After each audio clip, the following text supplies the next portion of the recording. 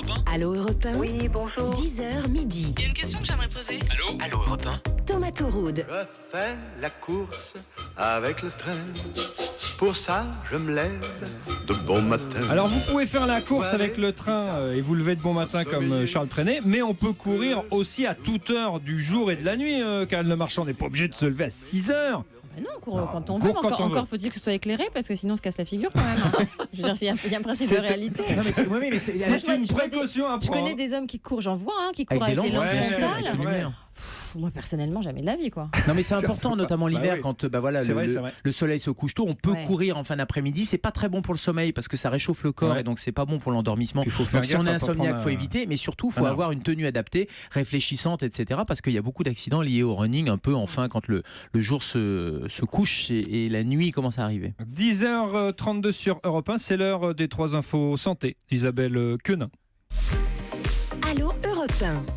Les 3 infos santé. Isabelle, on commence avec une alerte au Black Mask. Qu'est-ce que ça veut dire? Alors c'est le truc beauté du moment, on l'annonce comme le produit révolutionnaire, la promesse, plus de points noirs, un teint de poupée parfait, bref le rêve. Ouais. Sauf que ces produits qui sont pas chers, ça commence à même pas 3 €, sont à base de charbon noir et pour certains de colle. Là, déjà, on commence à comprendre que c'est pas bon.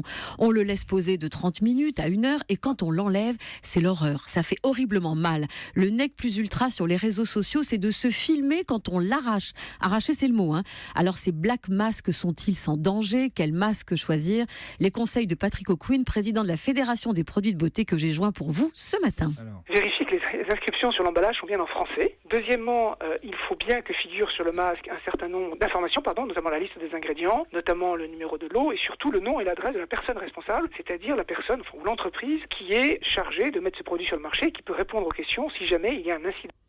Allez faire un tour un petit peu, vous allez voir sur les réseaux sociaux, vous allez voir que c'est spectaculaire, lisez bien tout et en particulier le temps de pause, ça varie du simple au double et ça peut faire très mal. Le soda light peut-il augmenter le risque d'AVC? Les substituts artificiels du sucre qu'on retrouve dans les soda light, bref les édulcorants, pourraient représenter un danger pour la santé et augmenteraient significativement les risques d'AVC. C'est ce que démontre une étude présentée vendredi par une équipe de chercheurs du Massachusetts.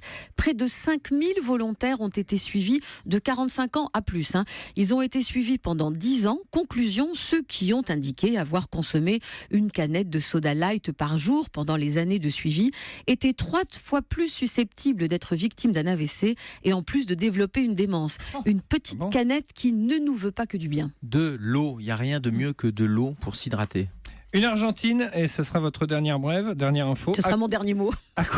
Une Argentine accouche dans le coma et se réveille 5 mois plus tard. Elle s'appelle Amelia. En novembre 2016, elle est enceinte de 6 mois quand sa voiture est percutée. Accident, hôpital. Amelia est dans le coma. À terme, les médecins déclenchent l'accouchement. La naissance se passe très bien. Santino est né par césarienne juste avant Noël. Et il y a quelques jours, Amelia s'est réveillée. Alors, elle ne se souvenait de rien. Elle a découvert pour la première fois son bébé. Qui lui est en pleine forme? En pleine forme. La séquence filmée par la famille passe en boucle sur toutes les télés. C'est un scénario digne d'une telenovelas. Ça c'est le moins qu'on puisse dire. C'est incroyable cette histoire. Et du lien avec l'enfant, ça va être compliqué quand même. Ouais. Elle a combien? 5 mois de retard en fait. Voilà. 5 mois à rattraper. Incroyable histoire. Merci ma chère Isabelle.